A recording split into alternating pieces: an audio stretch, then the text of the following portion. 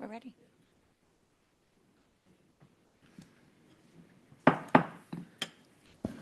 Good evening, everybody, and welcome to the December 11th, 2023 meeting of the Sacramento Regional Transit Board of Directors. This is a hybrid meeting, meaning that members of the public can participate in the meeting either in person or virtually. This meeting is being live streamed, and the slides on the screen shows the information on how to join the webinar via Zoom.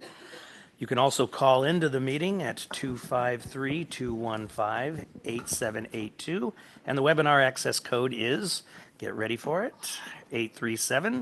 837-9338-8162. Would the clerk please call the roll? Director Budge. Here. Director Daniels. Here.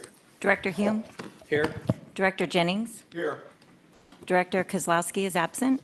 Director Laloe. Here. Director Maple. Here. Director Cerna. Here. Director Singh Allen.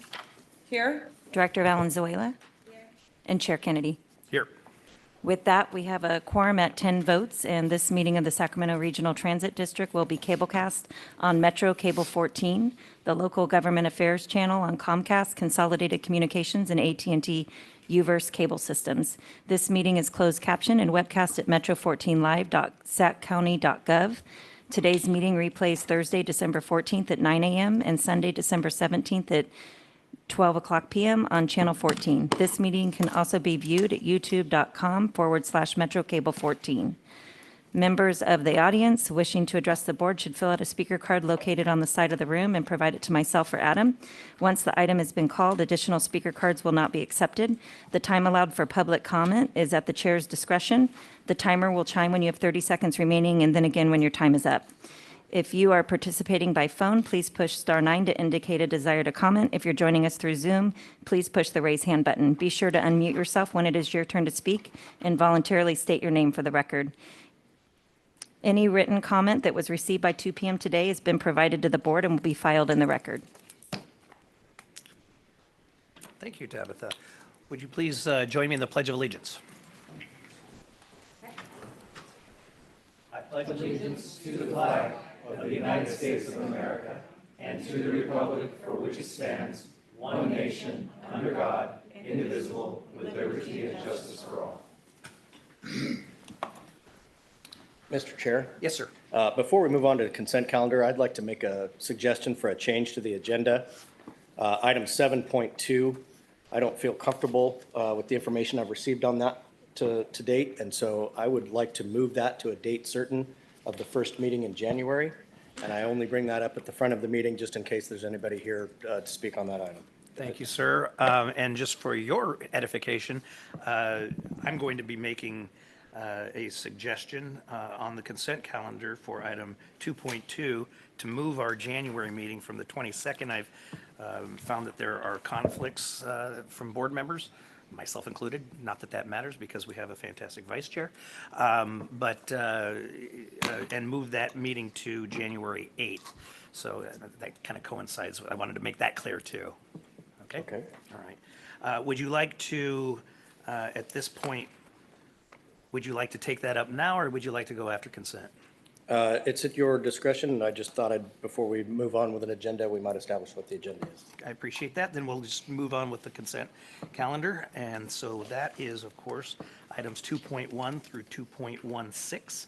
At this time, is there any member of the board that would like to pull anything from consent? I would like to pull item 2.2.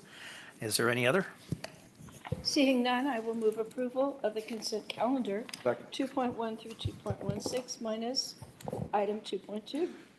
Okay, we have a motion and a second from Director Budge and Director Stern, I believe.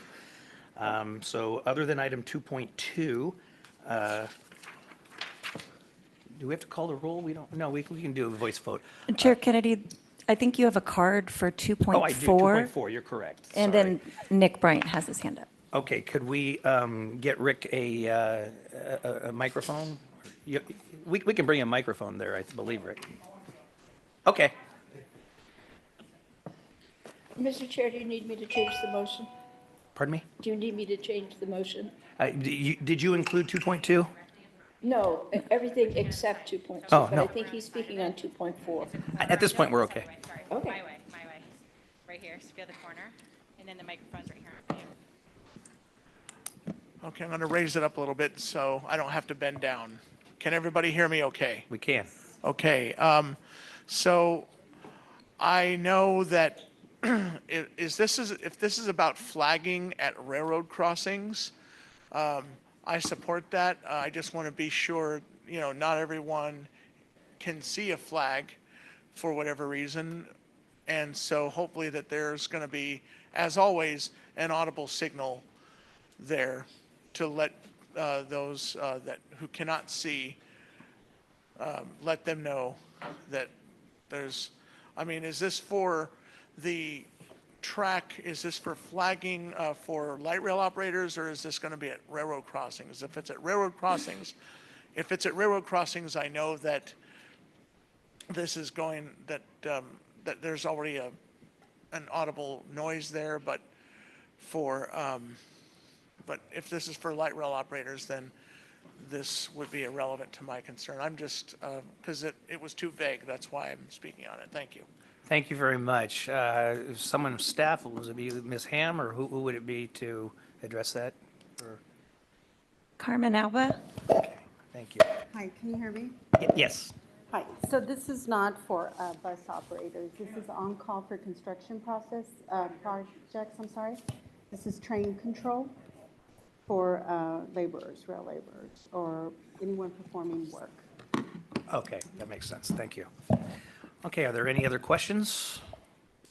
Is there any member of the public other than Mr. Hodgkins that has any comment on any item on consent? Nick Bryant has his hand up. Mr. Bryant? Hi, my name's Nick Bryant. How you today? Very good, thank you. Thanks for being here. Good. I would like to say that, we still have homeless people damaging our Connect card machines at outside the light rail stations. And Mr. Bryant, is this addressing a specific item on consent? I would like to talk about the Connect card machines. Which item are you addressing right now? That outside the light rail stations that homeless people are still damaging our Connect card machines, and I feel like that Connect card machine. I think the machine should be inside light rail vehicles.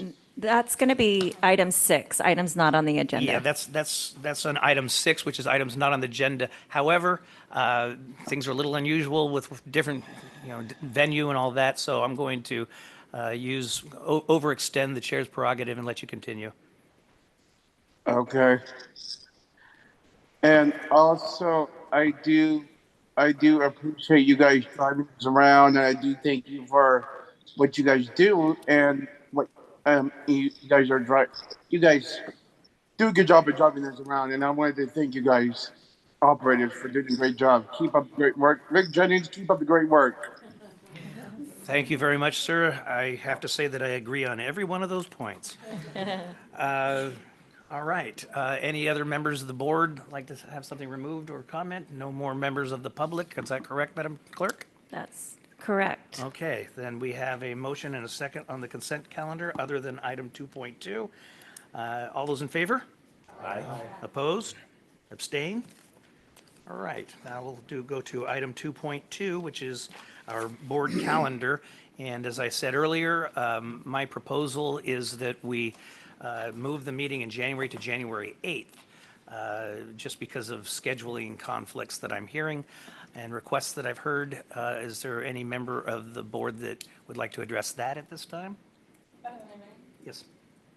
So potentially, I might be out of country on that date, but I am back for certain. Like, I might be back by the evening, but again, it's hard to predict these things. Okay. So not that my presence is. Your presence is always necessary, important. But any day after that is fine with me. Okay. Mr. Chair. Yes, ma'am. So I would also say that Rancho Cordova is not available that day because we have a series of discussions ongoing with the Folsom Cordova School District, and there's a meeting scheduled for that evening. Okay. And I would have told Henry that. This came up literally Sure, no worries. a half hour ago. Yeah, Yeah. yeah, just FYI. Okay. What's the feelings of the board then? We have two potential members who will not be there. Is there others? Can I, Yes. does it always have to be a Monday? I know there's all, that opens up another Pandora's box. That would be a yes. Okay. I mean, it generally, All right. we I- were I don't told wanna it open has to that. do with when Metro Cable is able to video people. Okay, all due respect to the board members, because I've heard from, everybody's got conflicts. We all know that. We're busy people. So I'm going to maintain that I would like to have the meeting moved. And with that, is there a member of the public that would like to address our calendar at this time? Okay, if so, I Jeff- would say get a hobby. Jeffrey Tardigia has his hand up. I'm Okay. not sure it's on that item. Jeffrey. Oh, he put it down. Okay, thank you, Jeffrey. Yes, sir. Okay, we have a motion and a second. All those in favor? Aye. Opposed? No. Abstain? And my hearing says the ayes have it. Thank you very much. With that, we will move to item 3.1, which was continued from last time and is actually a fun item. So, who's going to? Deborah. Good evening, everyone. Tonight, I'm pleased to announce two of our four 2023 Community Transit Champions. We will present certificates to the remaining two transit champions in January when they're able to attend in person, so I apologize for that, but we're going to at least recognize two. And as a reminder, champions are selected by the SACRT board and management based on their personal role in supporting SACRT in the community in their respective districts. First, I would like to recognize David Von Aspern, who was nominated by Director Phil Cerna for sharing service improvement suggestions to better serve all of our riders and encourage others to get on board. And David, would you like to say a few words? Okay. Good evening, everybody. Phil, thank you. It's quite an honor.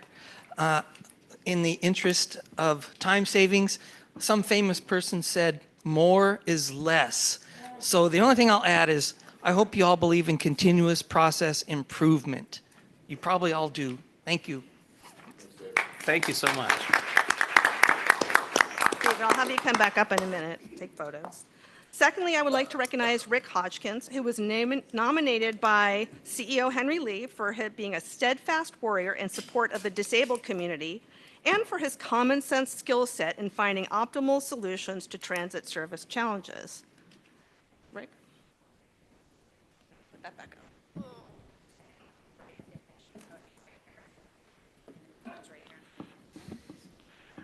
Thank you. I believe that sometimes more is less, sometimes less is more. Than when we talk about job coaching. I feel great. Mr. Lee, thank you for nominating me, as I recall. And I would just like to say that unlike the previous administration and management team, that this management team and this administration really cares. So that is all I have to say in a nutshell. Thank you. Henry, can you come up and take a photo? And David, if you can come up, take a photo. How about those that nominated as well? Yes, all the people for board directors nominated. Please. Yeah. Did you say all of us? Did you say all of us? Just for the South End and Chairs, take pictures.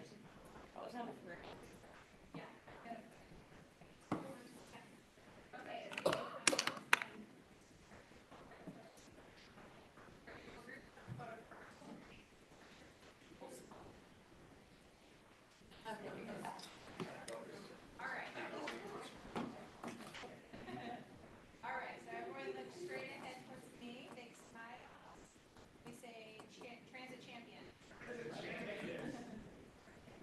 And then I'm going to do a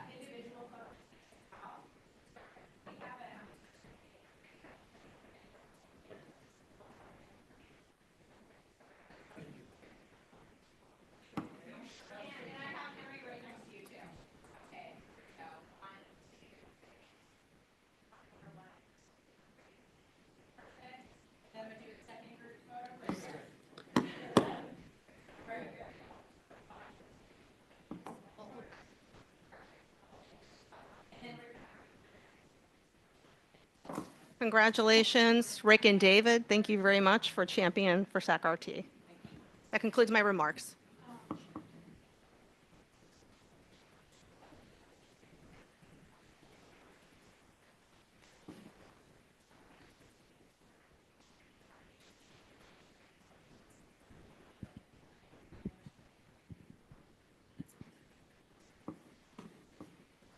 Okay, so staff, I take it that Mr. Barraza and Mr. Smothers are not here. Correct, okay, thank you very much. Thank you, and thank you for those of you, thanks first of all for the board members who were not completely, you know, forgetting to actually nominate somebody, as I must say I was guilty of. So Director Cerna and Director Maple, you get the gold star for the night. Thank you very much, and thank you for those champions. You know, what we do up here for you, but we couldn't do it without you. The input that you provide, and Rick, you know, I mean, you've been a stalwart since the years I've been on here, and the perspective that you give yeah. And the perspective that you give us makes our job better, easier, and more important, as well as our staff. So thank you very much for being that arm of RT out in the community. So thank you. All right, that takes us to new business I'm sorry, is there any members of the public that would like to address the board at this time on an item not on the agenda? I do have 3 cards. Is there any others, Madam Clerk? Nick Bryant has his hand up, but I believe he spoke on the matters not on the agenda. Yes, okay, thank you very much. Then we have Michael Bevins.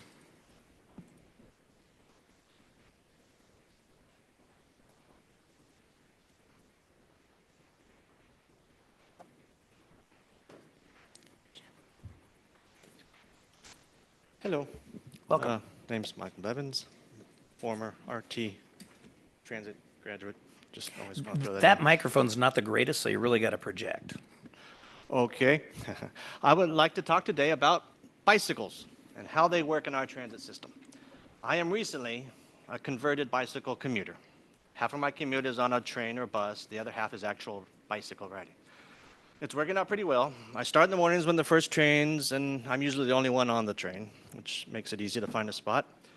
I have some competition, however, on the way home for those spots, and that got me to thinking, what, if any, what is the plan when we reach capacity for bikes on trains or buses? I know the new trains are coming with their low floors and allowing easy access on and off for bicycles and wheelchairs. Won't this convenience bring more riders? I know that's a good problem to have, I know, but what happens when that capacity of the trains is exceeded with the bicycle riders? I suggest bike bus, bike train, cargo train. I haven't got a name yet, but we can retain some old trains maybe that take the seats out and reconfigure the floor plan to allow for bikes, basically standing room only. And the bikes can enter, park on the train, and exit the train real easily. I know our current trains don't match up with the new trains. They don't couple. But can't we run the old trains just by themselves, apart from the new trains, the routes, and have like a trailing train that comes by to pick up bicycles and other cargo things? Maybe to run every 30 minutes to an hour. I don't know. If that's not feasible, maybe we can order some of our new trains to have no seats and just bicycle only, or cargo things. Same idea with the buses. I mean, let's take some old seats out and convert some of those buses to cargo buses. These newly reconfigured trains and buses could be used by not just bikes, anybody? But could also be used as strollers, wagons, luggage, shopping carts, big cargo bikes, and of course, wheelchairs. If we want to entice people out of their cars for every single task they use a car for, we need to provide a comparable service option. So imagine, if you will, someone without a car for whatever reason wants to go shopping at a grocery store, Home Depot, mall, or Costco, and when they're ready to return home, simply rolls his or her wagon full of goods or shopping cart onto a train or cargo bus. We have something like this already in use. We can simply replicate that as a regular bus route. It's the airport bus. You simply roll your luggage onto the airport bus and it drops you off. Instead of bikes, you can also have luggage. Thank you for your time. That's all. Thank you, Michael. Appreciate your creativity. Next, we have Robert Copeland.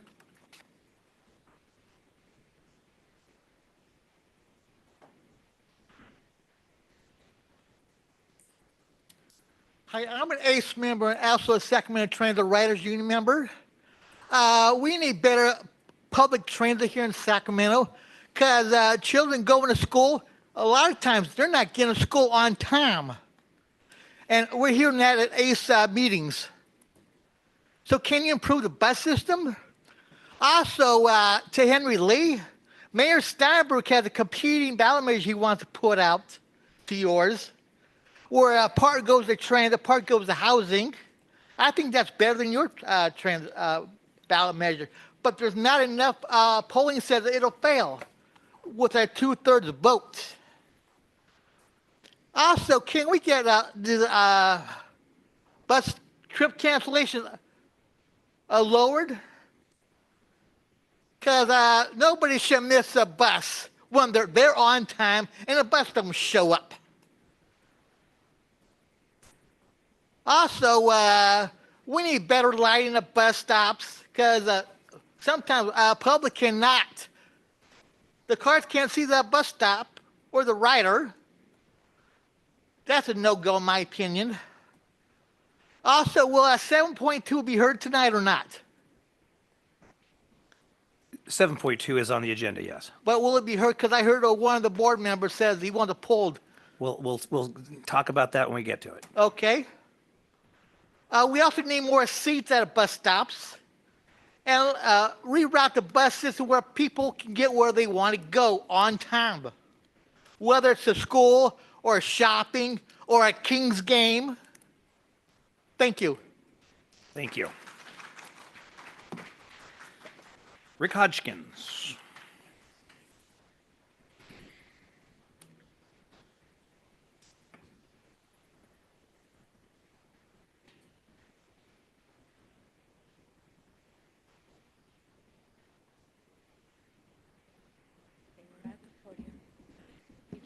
Yes. Welcome back. Yes. Thank you. Tough act to follow with that very first speaker. He is right that the new trains will not be able to couple with the old trains. However, that what he's talking about, I don't know if it's practical. We were all told that the newer trains will have more room and space for bikes, luggage, wheelchairs, etc., knowing that the new trains will be low floor. Two other things real quick. One is I've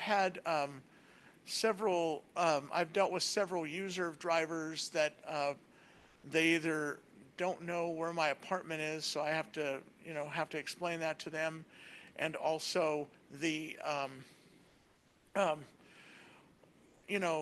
almost couldn't find our way down here today because, some drivers think, and maybe it's well-intentioned, but some think I've been here before and don't know and therefore know.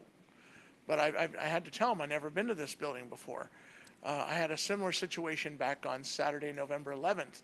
I went to Solomon's for Dr. Flo's birthday party and campaign kickoff. And the user driver I had at the time said that, well, if I can't see the address or if I can't see the restaurant, it perhaps doesn't exist or something along those lines. And yesterday, as I was coming back from a Christmas party with a bunch of other people that are blind, the driver, he was a SAC-RT Go driver, and he thought I was playing games. I had him twice already this year, and he thought, I thought that he should be able to remember where my apartment was. I shouldn't have to remind him. When I saw him for the second time, I was coming out of the main gate at Cal Expo, and I went to the right, that thinking paratransit still parked at that bus stop. He thought I knew that, and he sounded like he had an anger problem. I don't want to mention his name. I don't want my name mentioned, but I think he was threatened that paratransit services would be canceled. He thought I was just playing with the operators, which I'm not. And finally, the cards I passed out to the entire board, in addition to being a pizza cook and a pizza maker at John's Incredible Pizza in Roseville, I also do political and sponsor connection consultant work for a local cheesecake business. Check them out at tothebayandbackcheesecake.com. That is all. Thank you.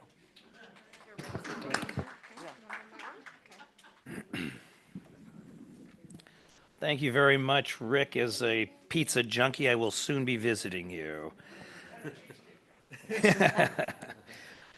Okay, that's all the cards that I have for items not on the agenda. Is there any other member of the public at this time that would like to address the board on an item not on the agenda? Please come forward.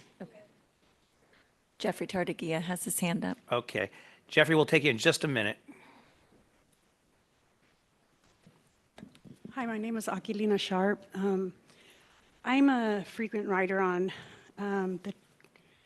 our Regional Transit Transportation. I used to work for Greyhound as a trainer. I have ran into several obnoxious ambassadors and trainers. Like he said over here, I really don't want to give names because it kind of causes a collision, especially when you're a frequent rider and they know you by face, maybe not by name, but by face and by Connect card.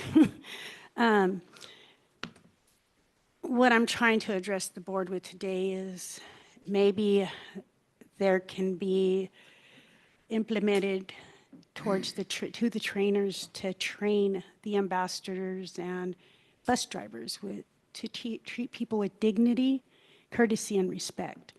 As a Greyhound dog, that's what they called us. That's what we learned, and that's how we were trained, to treat everybody, no matter what they look like, no matter what style and type of clothes they were wearing. Okay, there's some people that just like they're homeless, okay, and they're not. There's a lot of people that live in poverty, low income. Don't judge a book by its cover, okay? I would like the board to address whoever they need to ask their ambassadors and trainers to train with dignity, courtesy, and respect for all. Thank you. Thank you very much. I sincerely appreciate those comments. I don't know who over here, Ms. Hines, I would imagine, or yeah, take that into account.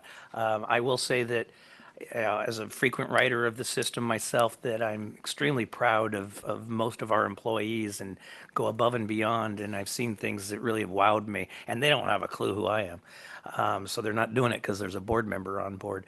But we can always do better. We can always strive to do better, and training is usually the case. So if we could look into that, that would be fantastic. Finally, Mr. Tardagia.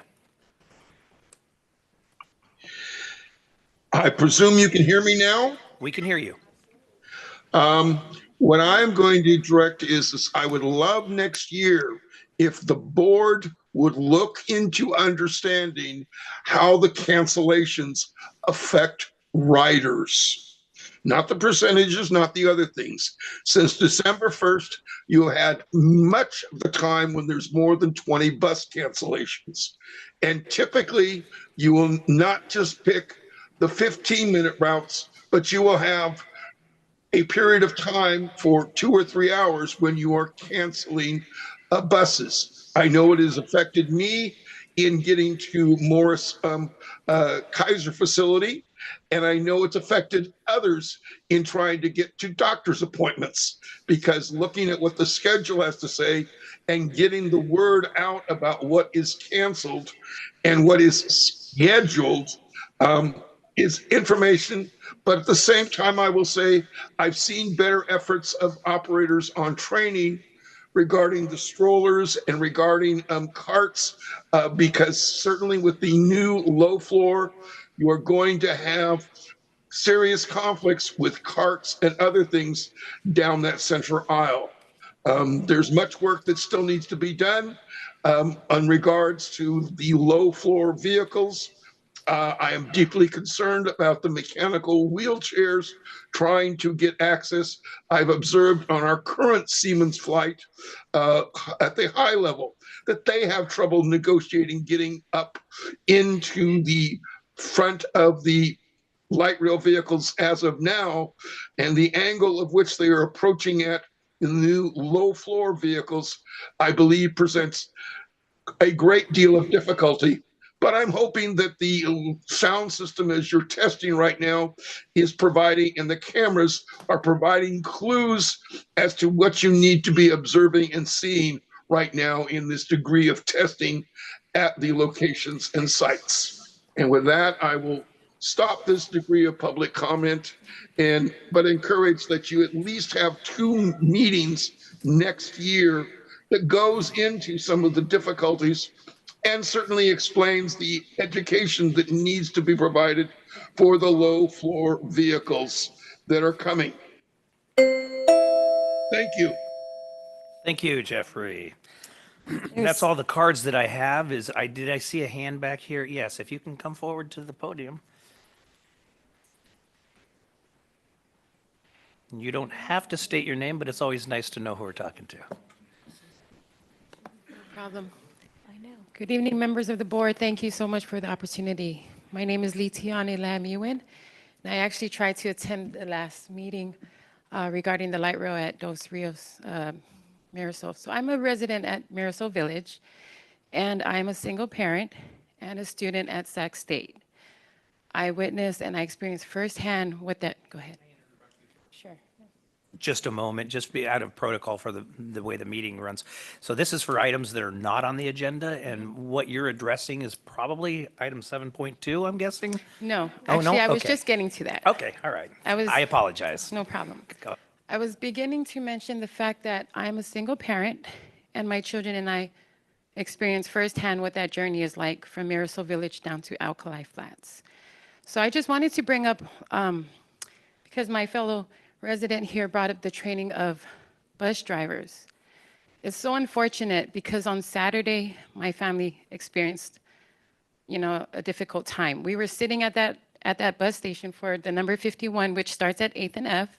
The bus driver saw us and he just left. I don't want to cry, but I just wanted to bring to light, right?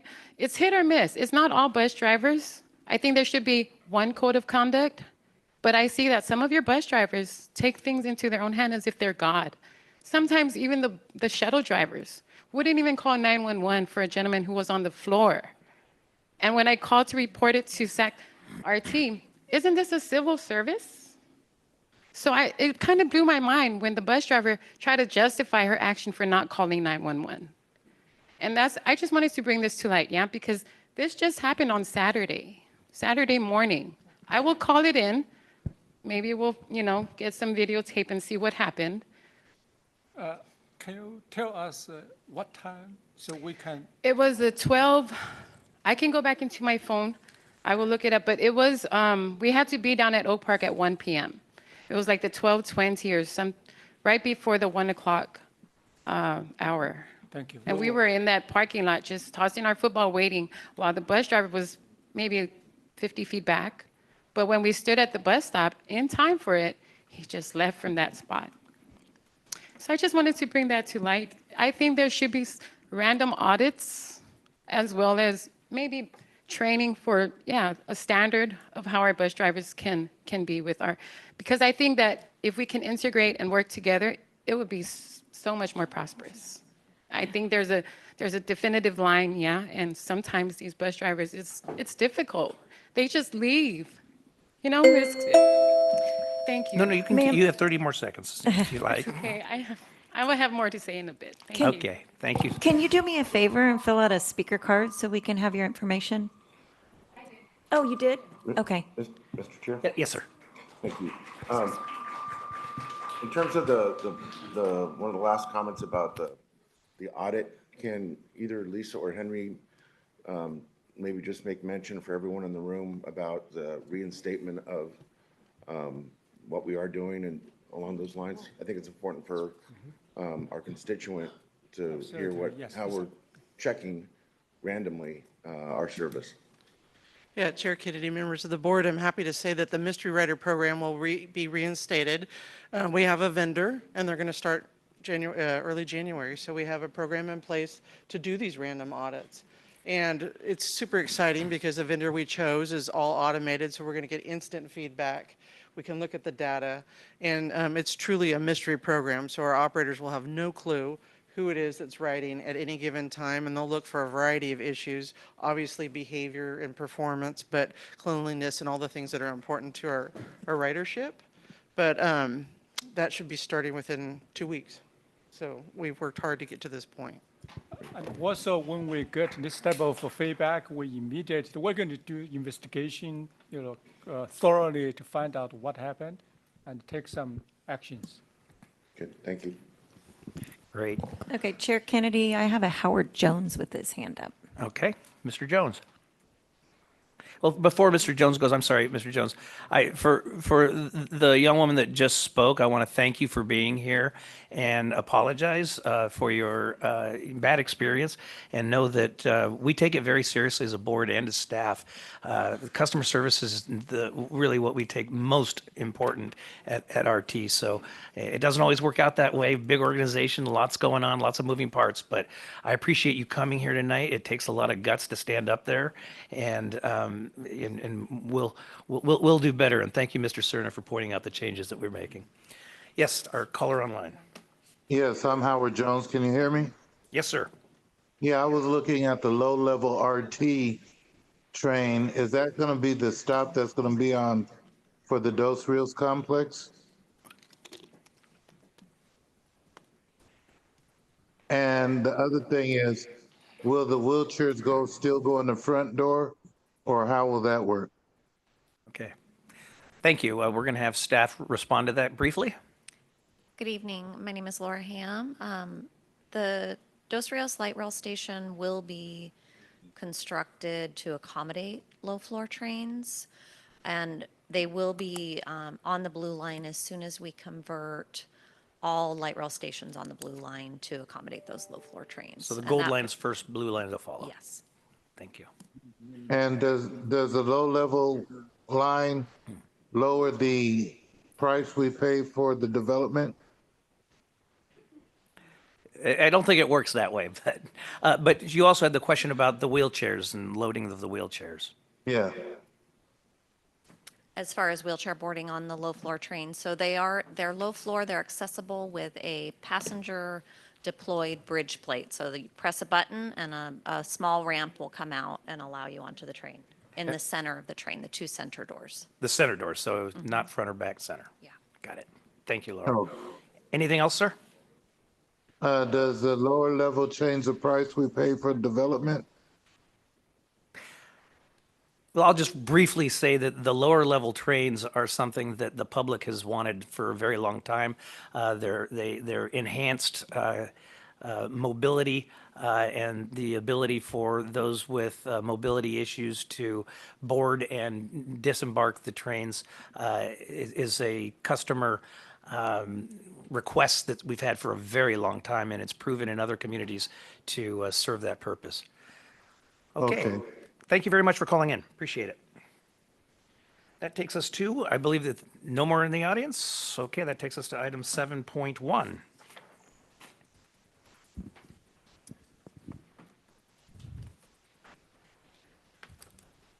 Okay, we have 7.1, Resolution 2023-12128, declaring electrical and plumbing chiller damage at the 1429th Street Main Administrative Building an emergency and authorizing the suspension of competitive bidding.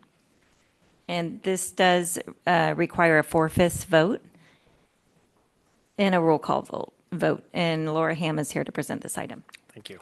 Good evening again. So as stated in the resolution, we have had an issue at our 1429th Street facility where we experienced some flooding in the basement, which also damaged electrical conduit. And so we are required to reroute that electrical conduit as well as make other repairs. And we're asking that the board suspend competitive bidding requirements for this procurement and authorize any repairs to the plumbing system as well as the electrical system. Thank you. Any questions from the board? Move approval? Second. Okay, we have a motion by Director Budge, second by Director Cerna. Is there any member of the public that would like to address it this time? Did you have one speaker card for 7.1? No, I don't, unless they're out of order. Nope. Nope, okay. Did I miss anybody? No.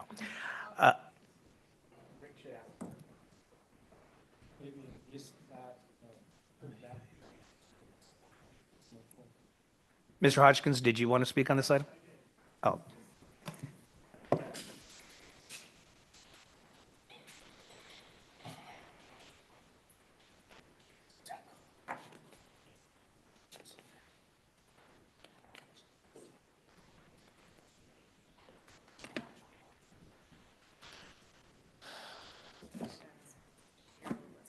Thanks. I actually did fill out a speaker card for it. I don't know what happened to it. I gave all my speaker cards to Adam to fill out one at a time. Yes, I rise in support of this resolution and the suspension of competitive bidding because as we are experiencing right here, right now, tonight, that a lot of us have never been, particularly myself, I've never been in this building before. I don't know what's available around here to go and have a bite to eat at, and so I'll eat when I get home. But I'm referring to the Gym Boys just next door to RT. I've known about that for 25 years. One of the light rail drivers said that a lot of drivers go there. Yes, I don't know. Hopefully, I don't know if this is going to require a total takedown of the building and build a new one, or if it's just going to be hopefully hopefully a remodeling and renovation of not only the building itself, but also the HVAC system. So that's all. Thank you. Thank you very much, Rick. Any other members of the public? Okay, hearing none, as we said, we will have a dual voice. I will say that this is kind of evidence that we really need to, as a district, look at our facilities, our aging facilities, our inadequate facilities. As we're sitting in this room, we can see that we actually don't have to sit on each other's laps, which is nice. No offense, Mr. Jennings. But it is something we need to look very seriously at as our facilities continue to age. We're going to have these expenses and what's appropriate and what works for the efficiency of the organization. Okay, with that, please roll call vote. Director Budge. Yes. Director Daniels. Aye.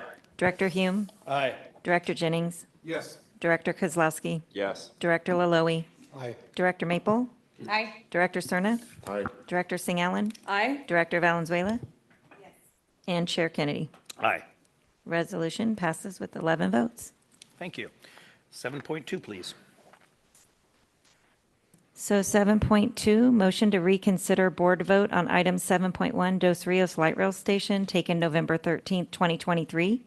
And Laura Ham is here to present this item. Mr. Chair? Yes, sir. Point of order. Yes. Since we've already had one member of the board indicate that he is going to request deferring consideration of this matter to, I believe, the first meeting in January. I just want to, before Laura gets up there, maybe in the interest of time, see if there's interest in Director Hume's motion so that she doesn't spend a lot of time going over her report. Thank you. That's a very good suggestion, Mr. Hume.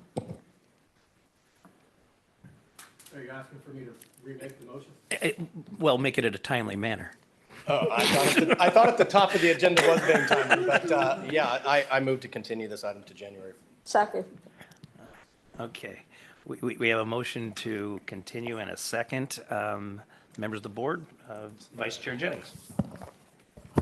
So at this point in time, the May I say one? I've changed my flight plans to be here for that. Just if that helps, I don't know. That's some impressive internet action there. It's called having an assistant. Great. Go ahead, sir. Yeah, at this point in time, I'm not certain that the meeting is going to be on the 8th or the 22nd. The 22nd would be far too late with the February 1st deadline that this project is up against.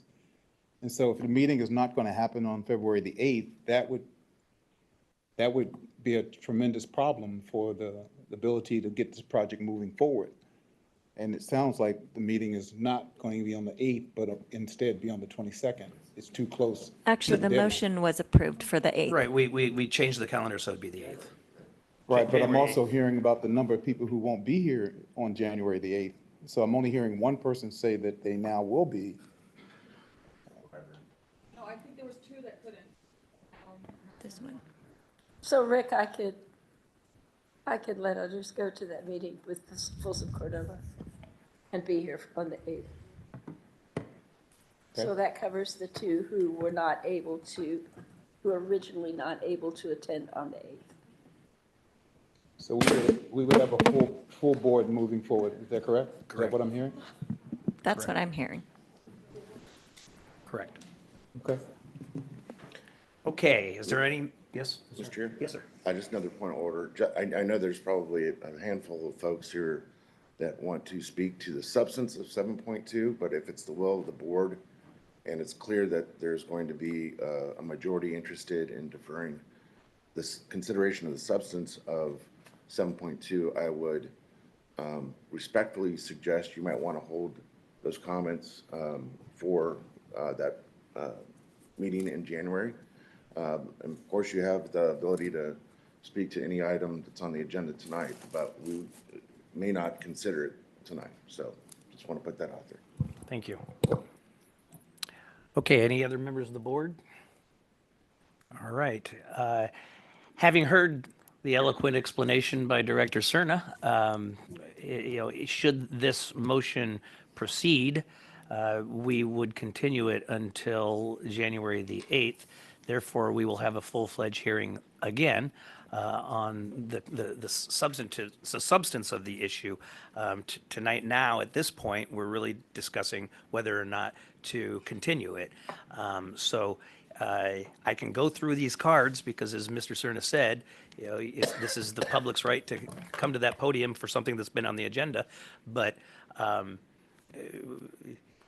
it may not be the best strategy to do it at this point if it's going to be continued. So at this point, can I see a show of hands of anybody who's who's turned in a card who wants to be heard tonight rather than on the 8th? Okay, thank you. Then, okay, thank you. Then I really, because it's agendized and they're here, we will take public testimony. I would prefer it if you would try to, as much as possible, direct your comments specifically to the issue at hand, which is the continuance. But as I said, it is agendized and this is a public meeting, so. Chair, could we ask for a straw poll? Which? Just in the interest of letting the public know kind of where the board's at. Sure. At this point, we'll take a straw poll, which is not a non-binding vote by the board, just to give indication of where we're at on this issue. If this were to be voted on at this very moment, if I could see a show of hands for those that would support the motion of continuing to the 8th, please raise your hands. And I cannot see, so it looks like 1, 2, 3. We have clearly a majority of the board. Are you still interested in discussing this tonight, or would you like to come back on the 8th? Okay. All right. Please.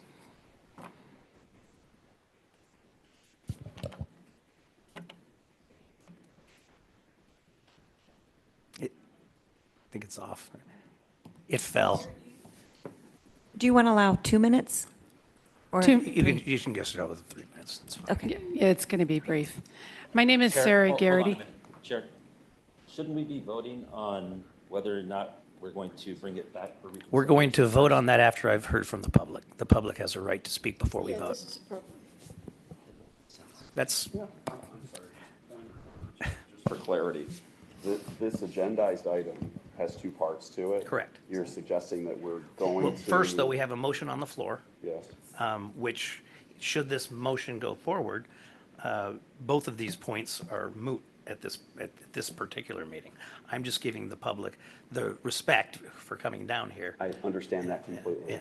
Yeah. I'm just asking about the actual item on the agenda, not the motion to continue it. The actual item has two parts to it. Whether We're- to we're reconsider, pushing- and then if to reconsider, what's the We're reconsideration? pushing both of those if Yes. the motion Yes, sir. on the table passes. Yes, sir. Okay, thank you. All right, thank you. I apologize if I wasn't clear. Yeah, no problem. Sarah Garrity from Sacramento Metropolitan Advocates for Rail and Transit. On behalf of our organization, SMART, we are here to voice support for the motion for reconsideration of reconstruction, and we do support the full funding of the construction of Dos Rios Light Rail Station. And we did submit a letter of support on record to the board. That's all. Thank you. Thank you for your time. Appreciate it. Chair, there's two hands online as well. Okay, who do we have online? Howard Jones, or do you want to? Well, let's go with Mr. Jones. His Okay. hand was up before this gentleman got up, so go in that order. That's okay. Mr. Jones, Yeah. welcome back. Okay, now, is this delay on this vote gonna delay the setup for the light rail station, or what's? Am No, I- this should not, that's one of the reasons that we're trying to, as Vice Chair has pointed out, we don't want to push it too far down the road because that could delay, but this still keeps the option open. I know, but see, what I'm saying is, we made all this money up years ago, and we was at budget. Now the budget is doubled, and I don't want to go in the next year and have to do more than what we already did twice again.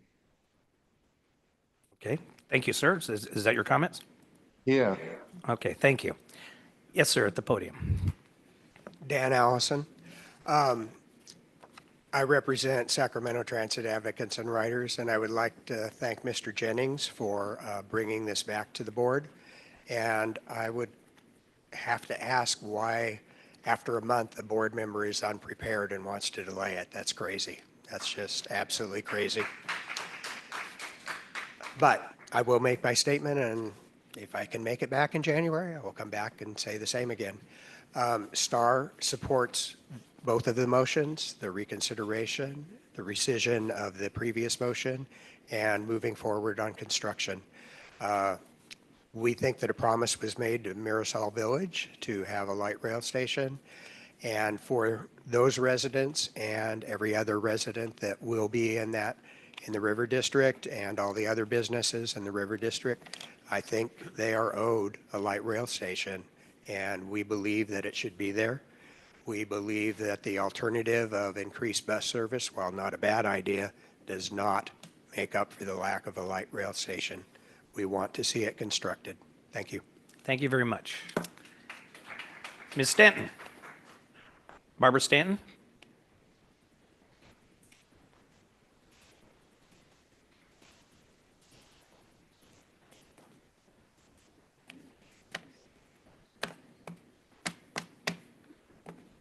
Good evening. Good Can evening. you hear me? Thank We you. Barbara Stanton, Ridership for the Masses, and I am the member at large for the Leadership Committee. Simple. And this is very simple. So, Ridership for the Masses urges that both of tonight's, sorry, brain fart. Let me just go through this. Ridership for the Masses urges that you complete the vision and fulfill the promise to the residents of Marisol Village, the River District, and Sacramento region. It's the only right thing to do. Thank you. Thank you, Barbara. Is there anyone else that would like to speak tonight rather than wait and hold off until the 8th? Okay, please.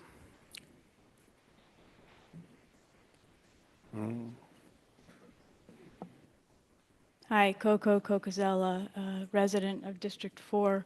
I'm sorry, I can't address the deferment situation. I'm not really well informed as to why that happened. But firstly, I'd like to say I support the development and completion of the light rail station. I'm glad to see this back as a topic in some way or another. I'd like to call upon the directors to engage in appropriate logical analysis and focus in determining how this goes. and I'm not trying to blast anybody or rehash history spuriously. I'd just like to point out some logical traps that I feel that we fell into in the last meeting. So for instance, number one, faulty comparisons of project resources versus resource fairness across the entire transit region. So several directors, I feel, declared concerns that allocating more funds to the project would possibly handicap vague and non-specific issues happening in their districts. Anyway, I feel that each neighborhood that has a project wish can do the same diligence as this project and go through all the steps of research, planning, partnerships, funding, and so forth. Basically, I feel if one were to follow this fairness logic to its end, no project would ever be completed since there will always be a backlog of needs around the entire region. Also, goodwill and support given now across district boundaries will come back to your district when needed. Number two, lack of or lower rigor about the realities of the chosen project alternative.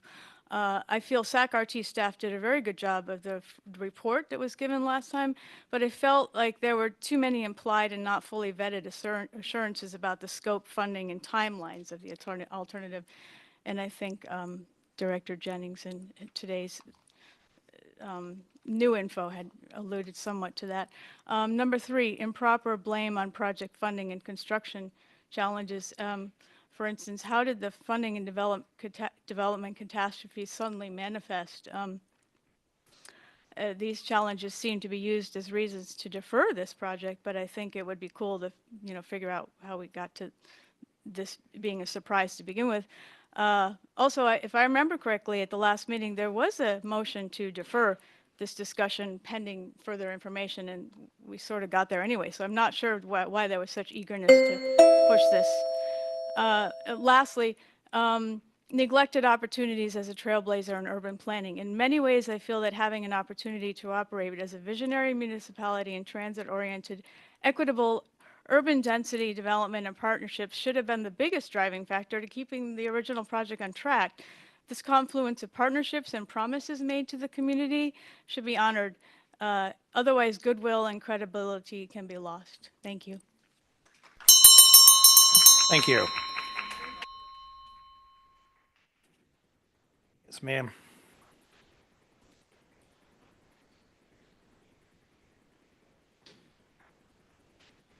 In the last meeting, I believe that there was a misunderstanding, misconception about our safety, number one, okay, as walking back and forth to the light rail station and not having a bus going in our district, in our neighborhood to pick us up, to take us to and from downtown or to and from the Township 9 station. Tonight, okay, we had a Christmas party and we were passing out flyers because someone said the board wants to reconsider and see if we can have an approval to go ahead with the Doss Rail Station.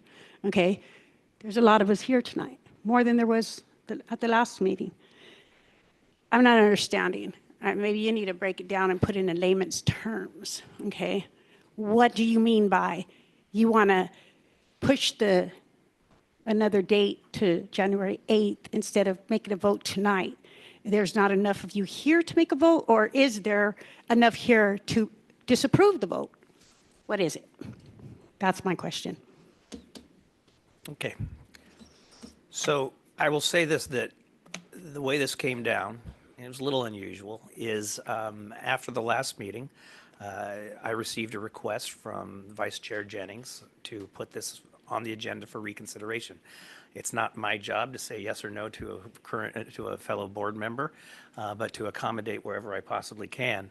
And so we put it back on for reconsideration. Since that time, there have been board members who have reached out to staff as well as other board members within the Brown Act to indicate that they still need more information. I fall in that category myself as far as the funding and the availability of funding. And I'm not speaking for any other board member at this point, and I'll let any board member address you as they see fit. But that's where we're at today. So this will show up on the agenda for January 8th, just as it did tonight. This and I appreciate, you saying, put it in layman's terms, because, government can be a little mystifying sometimes, and I understand that, and I'm sympathetic toward that. It's not unusual for an item to come before the board or any board to be continued to another time if a board member needs more information to make a sound decision, and I believe that's why we're here tonight. Now, I am affording the opportunity for people to speak out of respect for the fact that you took time to come down here and the fact that you support this district as much as you do to be here on a Monday evening. I appreciate that, and so therefore I'm affording that time, and you'll also be afforded that time on the 8th. Okay, thank you so much. Thank you. Mr. Copeland.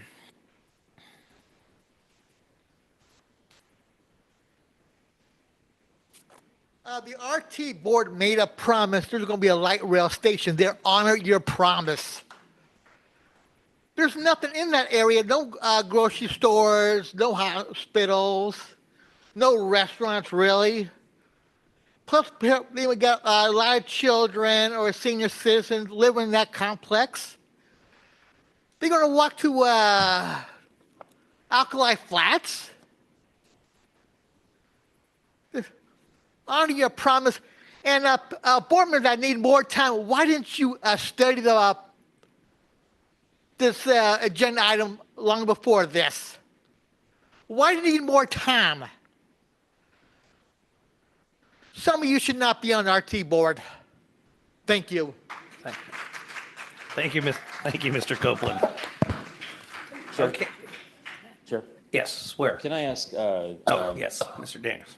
Can I ask Henry or somebody to address when the information came back to us regarding the ability for reconsideration? When did we get the information that there might be other funding sources and all of that? When was that provided to board members? How long ago?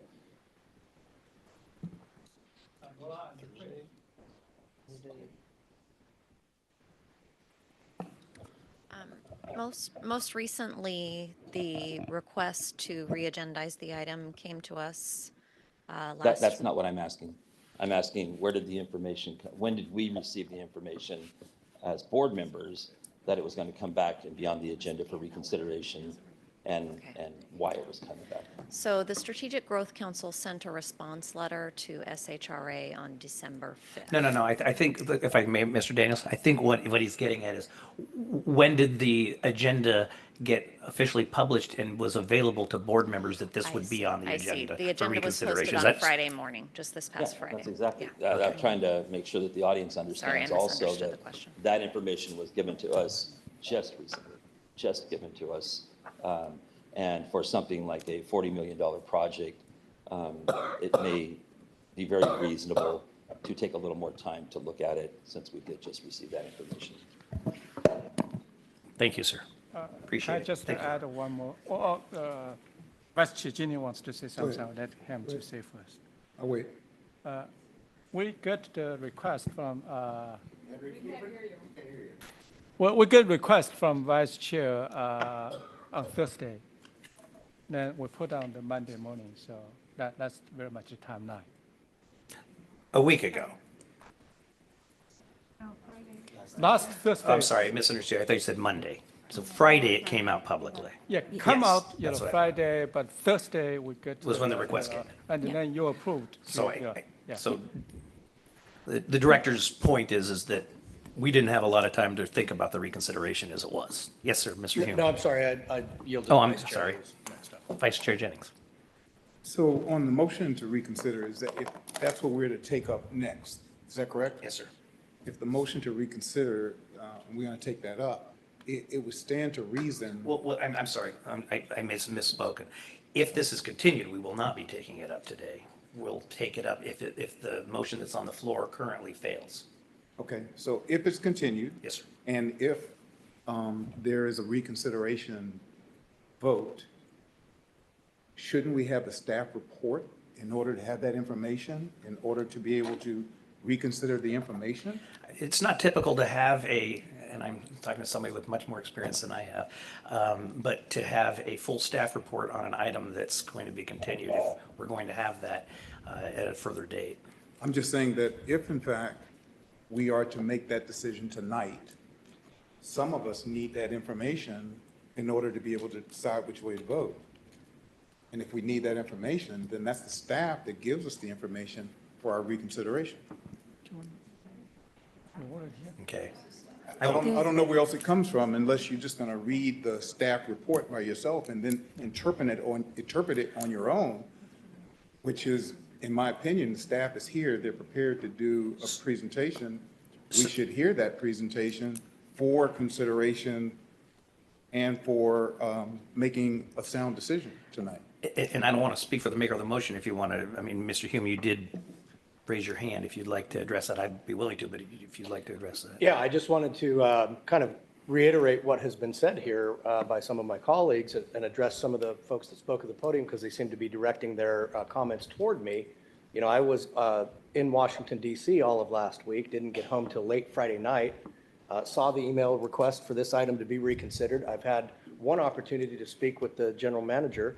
And so if you want to move forward with the item tonight, I will stand by my no vote from the last go-around because I don't think it's right for RT to shoulder the entire burden of the increase in the cost of this light rail station. If, however, there is new information, new sources of money, or there's something that to be discussed that I wasn't aware of then, I'm willing to reconsider that item. That's why I wanted the time so that those discussions can be had. So you would have the time, and I'm speaking for myself as well here. The additional time will prepare us to ask more pointed and poignant questions of staff during a staff report. I think that there's so little information right now that we don't even have the information to know what questions to ask. Mr. Chair? Yes, sir. If I could. So, Is this your fourth point of order, Mr. Smith? No, it's not. No, I think Director Hume makes a very good point, and as everyone will recall, I was a yes vote at the last meeting on this for both the substitute and the substitute. But in the interest of giving a comfort level to those that did not vote affirmatively to fund the station last time, to Mr. Hume's point, I am prepared as someone that is supportive of getting this thing funded and behind us so that we can have that rail service out there that we did commit to. I am interested in getting to yes for as many board members as possible, those from Elk Grove, those from Citrus Heights, those from other parts of Sacramento County that don't include the city of Sacramento. So that's my way of explaining why I'm a yes vote or a yes poll. I responded to the straw poll earlier in terms of waiting. I would rather wait to the 8th so that we can have that comfort level appreciated by a majority of this board. I think it makes a lot of sense. Thank you. If I may as well. Yes, ma'am. Not that I have anything more to add from both directors, Cerna and Hume, but again, this is a big project. We got sort of in bullet format points of reconsideration, which is really not a proper staff report. So I think in the interest for getting to a bigger consensus, which I think sends a stronger message, that it's not on, we don't want to be pitting cities and counties in the region against each other. This is a regional board. And I want, and I'm committed to making regional decisions. And so I think more information, erring on the side of more information is a good practice, because that's where we all can go back in our respective leadership roles, knowing that we did the right thing with all of the information. So what I would ask of staff is these bullets aren't, we need more. So as we get a more thorough staff report, I think the last one had options. And if we want to move forward in supporting, I'm committed to supporting a light rail station for Dos Rios. So I said that last time and I'm saying it again. I'm committed to that. To that end, help us get there. So if we can get more points and more concrete information, then I think that will go a long way for the region. Because I think the worst decisions are split. The best decision is where we can come to a bigger consensus, because it sends the right message that we are working together as a regional board. And that's really what my commitment is to I'm part of this team for, being a part of a regional board to do the right thing for each respective city and county seat, is to play that role and help get us to that place. So more information, stronger staff report. I'm willing to lend myself as a resource in terms of, if you want to, of what we need, but I think you have some good bullet points here. That's nice. That's a good summary statement. Now, more information, more commitments. Advocacy is not an assurance. So, if we have, and I've had great conversations with our senator. I do want to do a shout out to Senator Ashby. She's been a great resource and an ally and an ambassador for this project. And to that end, just more information is good. This is all we have right now. So let us get to a stronger yes, with all of us getting the information that we need. Thank you. Thank you, Director. Director Maple. Thank you, Chair. I think for you before me. Okay. Oh, I thought you were pointing at her. No, Oh, you go ahead. okay. Go ahead. Okay. I see my job. Director Little, oh, wait. So I want to almost move 7.3 to another meeting, the way I'm bumbling my way through this one. But please, go ahead. Okay. Well, thank you, Chair. I appreciate you. And I know this is the first time I've ever seen like a straw poll during my short period of time being elected. So it's been an interesting experience, and appreciate the conversation, and know that I certainly, as a yes vote last time, certainly want to see as many of my colleagues as possible get to yes. And I understand that more information is needed. So I just want to put that out there. I do have a question though for staff, whoever might know this. I know that there's the timing extension for 60 days, so it seems like we'll have that amount of time in January, but is there any risk associated with us postponing to January? Does that, is there any risk associated? I'm just curious, like from the funding perspective. Good question. So the letter from SGC to SHRA that I mentioned earlier that they received on December 5th gave a 60-day extension. So we should have until at least February 1 to respond. And that letter clarified that they were looking for a path forward and a funding plan by that time. So early January would seemingly provide sufficient time. Great. Great. And, I was prepared to vote on this tonight, but I do understand my colleagues' concerns. And so I just wanted to take a moment to say in this space what I will, likely also say on January, which is just to thank our general manager, Henry Lee. I really appreciate you. I know you've been working overtime and meeting with various stakeholders and just really going out of your way to find ways that you can value engineer the project. And I know that's a lot of hard work. So I just want to appreciate you and the whole entire team for doing that. And also, as mentioned by Director Singh Allen, really appreciative of Senator Ashby. She's gone above and beyond and just has tried to do everything she can between working with the governor's office, working with the Strategic Growth Council, various stakeholders. I know this is a really important project. And, just I think that all of those things show that we are working together. I think that there's a path forward, I hope. And I will be supporting that path forward when the time is right. So thank you so much. Thank you, Director. Director Laloe. Thank you very much, Mr. Chair. So just kind of to follow up with what my colleagues indicated, I'm definitely on board. I think a little bit more information will definitely be helpful. But I also want to remind my colleagues that this is a regional decision, and this is not all just about Sacramento. I think the time will come where the RT needs to be expanded in almost every region within the county, starting from Elk Grove, Citrus Heights. So I'm hoping that once we get the information, all the facts by January 8th, that I'm hoping this will be a unanimous vote on this, so we can really show the rest of the region how committed we are. And I can't say enough about our general manager, Henry Lee, for really working extremely hard to make this, make the numbers pencil out. And, and I can't stop at this point without saying a massive thanks to our Senator Angela Ashby, who's been truly fighting for this project to see what kind of help we need to make sure that we can push this project forward in the benefit of the region. So again, Mr. Chair, as far as pushing the date to January 8th, I will support that motion.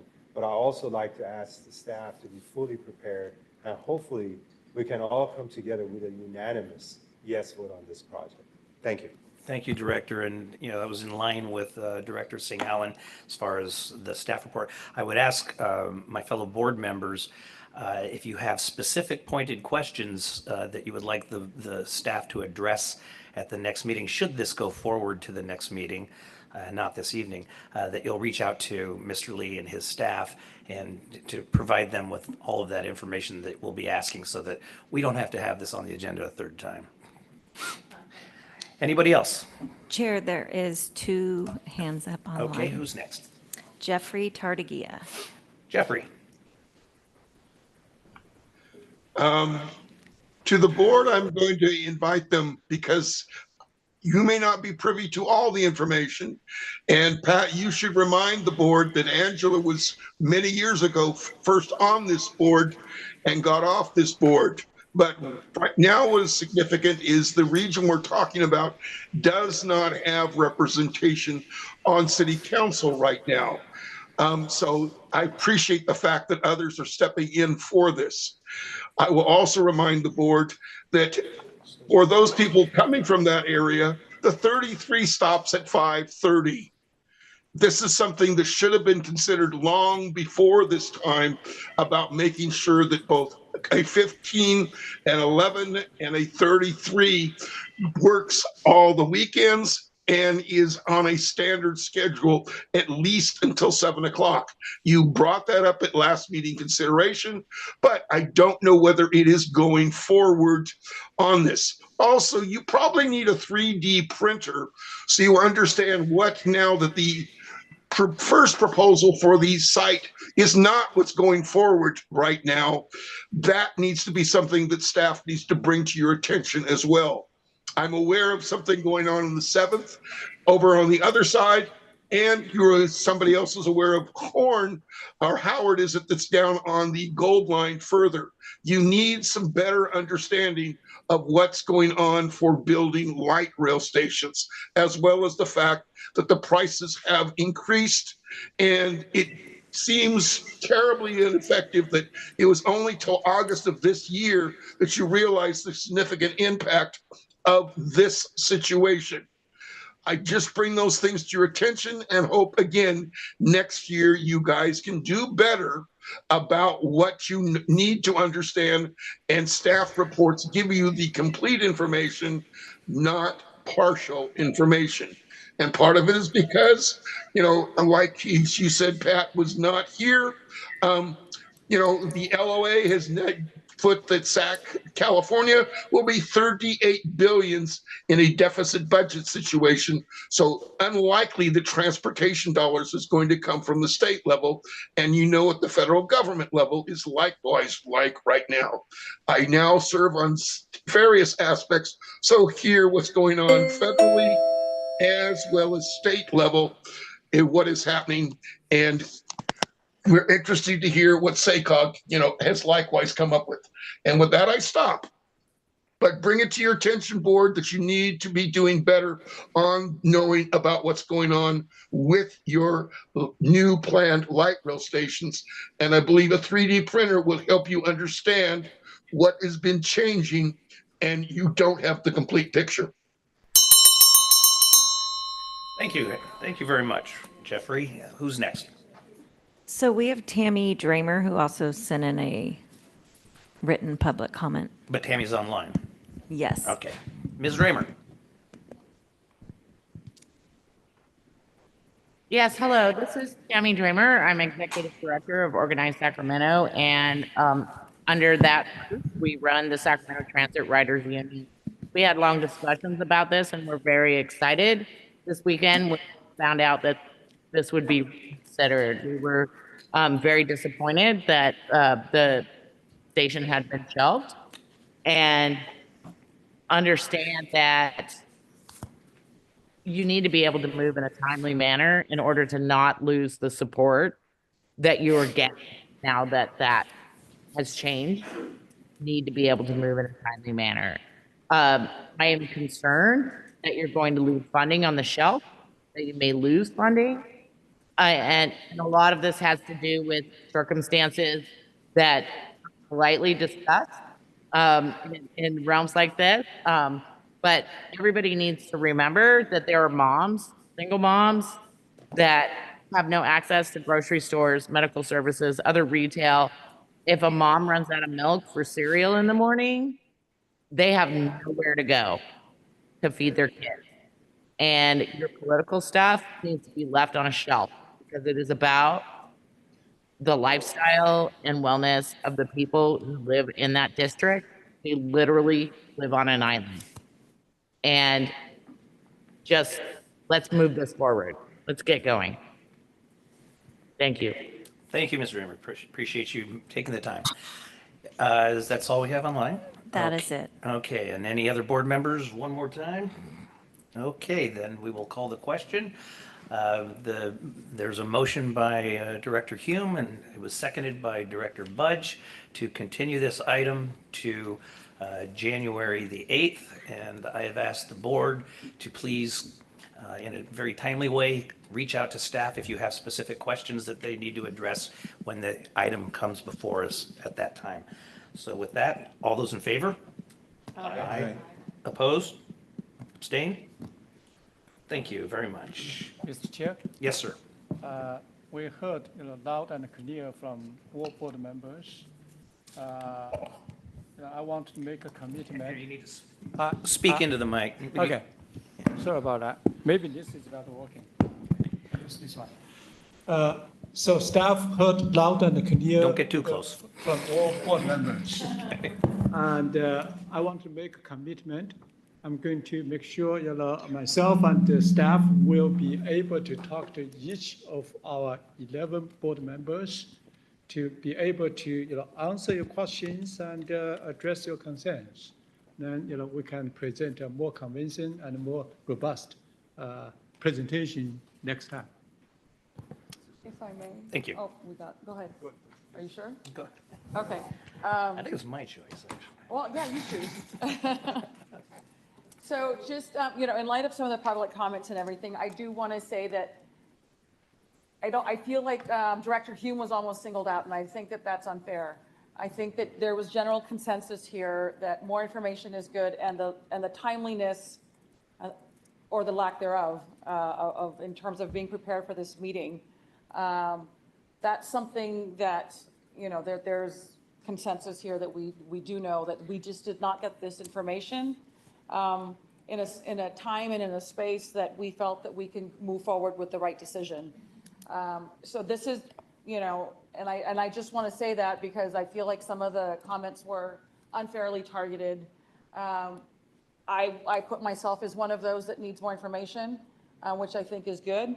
But I also, going back to some of my deliberations at the last meeting, in terms of how we fund capital projects, we should develop as a board and love to get staff input of sort of a process so that we don't do this again. Again, I go back to process, it's big in our city. We're really strong advocates for good governance and a process.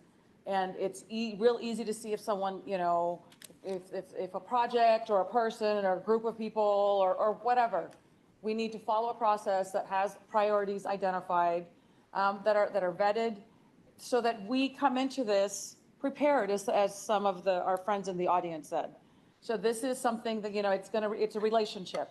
As we move forward in the beginning of the year, I think it's a good time to visit priorities and have a calendar and have things laid out more clearly. And again, that process, I think, is really important as we all continue to check in, because I know there's going to be priority projects for all of us here. And so that's going to be important that we're on the same page and we're on the same team. And that is, to Director Laloi's point, I would love for this to be unanimous, because you all do deserve to have a light rail station. I wasn't part of the previous board decisions, but I'm committed to seeing this, as I said before. But I'm also committed to good governance, transparency, and a process that we all understand and sort of follow It just sets everything up front, and we know what we're working towards, and we have a set of goals. So, I'll just put that out there as you help develop next year, where and when we can have those opportunities for not only goal setting, but prioritizing, and what that looks like, I think would help eliminate some of the frustrations and the challenges that we faced for this meaningful project. So those are my 2 cents on this. Thank you. Thank you, Director. Appreciate it. And I believe Director Laloi has a brief comment. Very brief. Okay. So thank you very much. Mr. Lee, just from what I'm hearing from some of the residents in that area, and I'm very optimistic that we're going to be unanimous come on January 8th. But in an interim, is there anything that we could do to help the residents with simple transportation, whether it's early mornings to school, middays for shopping, late evening again, to just get things done? Is there any possibility? Our planning staff, they have, been working with the community and multiple community leaders to say what we can do, in the interim. And, I got a couple, of proposals from my staff to me to see if we can actually, extend the evening time, because right now we stop at 5 or 6 p.m. And with 5, we can maybe extend to a later time. That will help, some working families to help, for them to get to the destination safely. If you could have that solid option Sure. by January 8th, so we can again. Sure, look at it. I have 5, team members writing down what you just said. So I'd love to hear from you guys, from all board members, to say what you, yeah. Thank you. Okay. 7.3. I believe it's the intent motion to impeach the chair. So 7.3, intent motion to select the chair and vice chair of the Sacramento Regional Transit Board of Directors for 2024. And Shelley Valentin is here to present this item. Thank you. Chair, I just want to give a very brief background on this item for the benefit of our newer board members. So what you have before you tonight is an intent motion to nominate the vice chair and the chair. And what we have done in the past, consistent with our past practice, is to extend the term of the chair and the vice chair. That was started in 2018 when we amended the administrative code, allowing the chair and the vice chair to serve successive terms on the board. So tonight is a motion to nominate, and then the election will actually occur on the January meeting. Thank you very much. I appreciate that information. I'm going to follow up on Mr. Cerna's comments the last time we did this, and it was, why don't we do this all the time? Was basically the question. And so, should we go forward with this recommendation and we stick with what we've done the last several times as far as 2-year terms? I think we should more codify it so that it just becomes part of, at AQMD, it's just part of, we have 2-year terms. And if there's somewhere in our board rules or something, if we go forward with this, it's something that we should probably consider making more formal in the future. Okay. Any other questions, comments? Is there any member of the public at this time that has any comments or questions on this item? Anyone online? I don't see anyone online. Okay. Is there an intent motion? I make a motion that we nominate or select Mr. Kennedy as the chair, Mr. Jennings as the vice chair. Second. Okay, we have a motion and a second. All those in favor? Aye. Opposed? Abstain? Thank you very much. 7.4, please. 7.4, Resolution 2023-12-127, receive and file the annual comprehensive financial report and designate the operating surplus and working capital reserve for fiscal year ended June 30th, 2023. And Jason Johnson is here to present this item. Good evening, Chair Kennedy and members of the board. Jason Johnson, VP of Finance, CFO. I am pleased to present the annual comprehensive financial report for the fiscal year ended June 30th, 2023. The goal of the independent audit is to provide reasonable assurance that the financial statements are free of material misstatements and conform with generally accepted accounting principles. The district is contracted with Crowe LLP, an independent certified public accountant, to perform the audit of the financial statements. The auditors have issued an unqualified or clean opinion of the financial statements. This means that the financial statements are free of any material misstatements. This is the fourth year in a row. Can I enter you just in a minute here? Do we have a quorum still? We do? Okay. All right. Go ahead. Sorry. That's okay. This is the fourth year in a row that SACRT has received no audit findings. For fiscal year 23, operating revenues exceeding expenditures, resulting in a surplus of $3.2 million. While this strengthens our financial position, as staff has previously noted, operating funding gaps are projected for the next 3 fiscal years. Staff continues to work closely with SACOG to ensure SACRT receives the maximum allocation of SB 125 funding to not only close the projected operational gaps, but to free up discretionary money such as federal 5307 funds to address significant capital needs. I would like to thank the board of directors for their exceptional direction on fiscal strategy, Henry, Shelley, and the executive management team for their strong leadership, and the finance team for their hard work throughout the year in completing the audit and annual financial report. This concludes my presentation. I'm happy to answer any questions you may have. Additionally, Brad Shelley, a partner at Crowe LLP, is present and available for questions. Thank you. Okay. Are there any questions at this time? And keep in mind, this is a receive and file. Any questions? Is there any member of the public that would like to address the board on this item at this time? Jeffrey Tartagia has his hand up. Jeffrey. I'm going to direct back the question of when does SB 1 funding going to be ending? And the reason I bring that up is because as we go to electrical vehicles, SB 1 funding is dependent upon gasoline revenue. And that's a question I asked for because you've spoken about 4 more years of looking at the, shall we say, cycle. Don't have to answer the question now, but it's something that I think the board should be aware of. With the fact that $38 billion is the planned LOA deficit being projected for this year for the state of California. Thank you, Jeffrey. And so that we can ensure that we have a thorough and accurate answer to your question, staff will get back to you. We have your number. Any others? Mr. Chair? Yes, sir. Just a question for council. Because it's unusual that we get a presentation by staff on a receive and file. At least in our jurisdiction, the county receive and file is completely perfunctory. It's at the end. We make a comment, we make a acknowledgement about it, but that's about it. Is there anything in statute that requires that this be received and filed by resolution?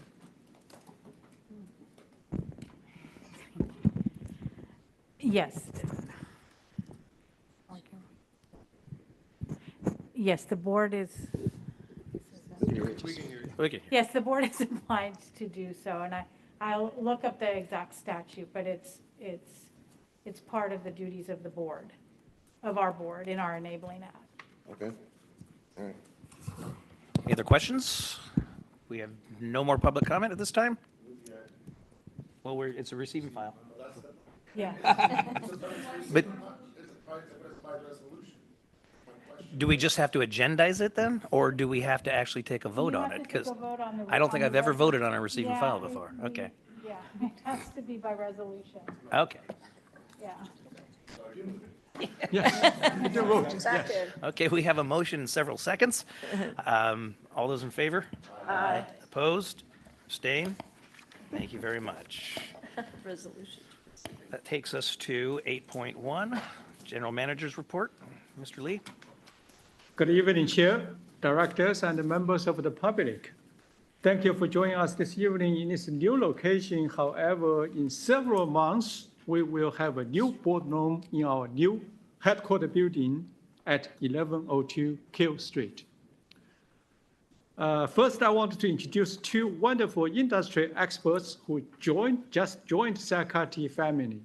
The first one, Sacramento is proud to welcome Henry Acquire. Henry, can stand up for a second? Okay. Our new VP of Capital Projects. You can stand down. As we move forward with nearly $2 billion in programmed capital projects for FY24 and $6 billion in planned projects, Henry will be vital in ensuring project delivery, and he comes to us from Valley Metro in Phoenix, which is very comparable to our agency. And he has a PhD. He's a doctor. The second individual has a PhD as well, something very unusual and rare for the transit industry. Wandimir Mengistu, Wandimir, please. Also has a PhD, and he joined us from Santa Cruz Transit Authority and is Sacramento's new director of grants and capital programs. He helped Santa Cruz Authority win over $100 million in grant awards this year alone, and comes highly recommended from the state and federal funding agencies. And we're glad to have both wonderful PhDs join our team. Then quickly, let me speak about our groundbreaking ceremony we held last month. We start construction on an additional track on the Gold Line near Glen Station, and will allow for 15-minute service frequency to Folsom area stations, the last 7 miles of Gold Line. We have multiple elected officials attending the ceremony. And we have one of our new low-floor light rail vehicles on display during the press conference and received positive feedback. Starting in January, during the construction, there will be low light rail service between Iron Point Station and historical Folsom Station. Instead, Sacramento will provide supplemental shuttle bus services for the impacted Folsom Station. Then next slide. Earlier this year, we welcomed aboard a talent rookie police dog called Blue. Sacramento recently posted a blog story about Blue and his background, and SACB and other broadcast media included this story in the social media called the happiest dog in the world. Blue's job is to help Sacramento make its facilities safer as part of the agency's partnership effort with the Federal Department of Homeland Security and Transportation Security Administration. And speaking of dogs, Sacramento was proud to partner with the Middletown Business Association to repaint the mural on the side of our facilities at the Trudy Dog Park. And the new mural turned out fantastic, and I hope you will all check it out. Then next slide, I'm going to skip that. It's about warming centers, and we put lots of bus services to help the homeless and other unfortunate people to the warming centers. The next slide.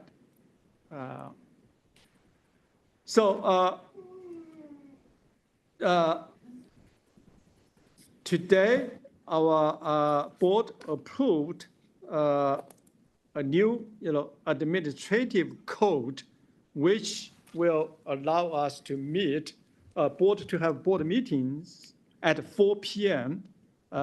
Instead of 5 p.m.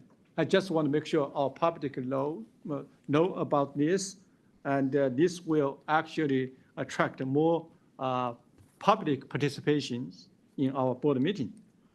And the last one is about our holiday bus and events, which is our tradition. Look at how beautiful this is. So that ends my report. Thank you. Thank you. Are there any questions from the board? I have a question. Yes, ma'am. Are you bringing Blue to meet us? Sure, we can do that. Yeah. Right, we can do that next time. Yes, January 8th. I assume Blue is touchable. Yes. It's not like a regular police dog. No. You know, hands off. Great.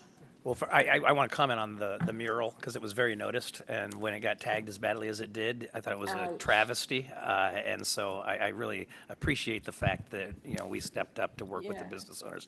It's fantastic. That is always such an insult. Yeah, it drives you nuts.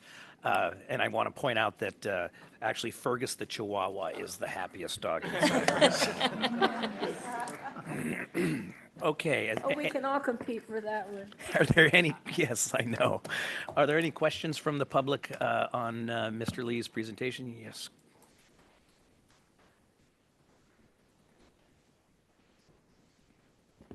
Yeah, Coco Cocozella, District 4 resident. Mr. Lee, I apologize, I didn't read that report prior, so I was a little bit blindsided about the 4 p.m. start time. And how did we vet that more people would come at 4 p.m. than after work? We did some research, and we present that to the board actually a couple months ago. So we can share more details with you in the future. But after this, because I'm now really supposed to. Chair? Briefly, you can answer. I think you did answer the question. We'll get back to you, and we have your contact information and get into more detail as far as how that decision was reached. So. Yeah, I'm not so much interested as did we poll? I guess my question is, did we poll the public for that information? And again, you can get, that's fine if you want to defer the answer. Yeah, thank you. Okay, thank you. Any others? All right, thank you very much. Howard Jones online has his hand up. Mr. Jones.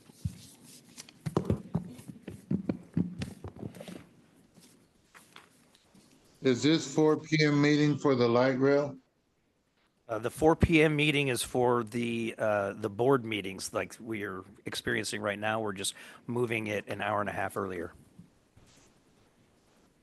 What, is that the one going to be discussing the light rail? Yes.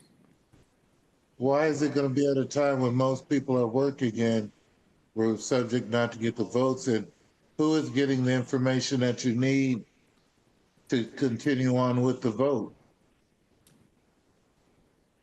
Not sure I completely understand the question, but instead of doing a back and forth here, if you could make your statement and your questions, our staff is very good at getting back with members of the public who call in. At 4 p.m., I'm not. Why is the clock not working? Is it? Oh. I'm sorry, what was that, sir? Are you there? Yeah, that's the time I'm unavailable. Okay, and we try to accommodate as best we can. Yeah, for you guys, nobody does their homework or nobody accommodates people that's really considering the things that need to be done in our communities. All you guys, it's been 60 days since the last meeting. Nobody's got out the information that you need to get an answer. Okay, sir, we're not going to do a back and forth here. You have approximately 2 more minutes to make your statement, and we will get back to you with whatever answers there are. Who is seeking the information you need to make a vote? That was my only question. Who is seeking the information to make a vote? Yeah, for the light rail station. It's a board decision, and with public participation, obviously. Okay, thank you.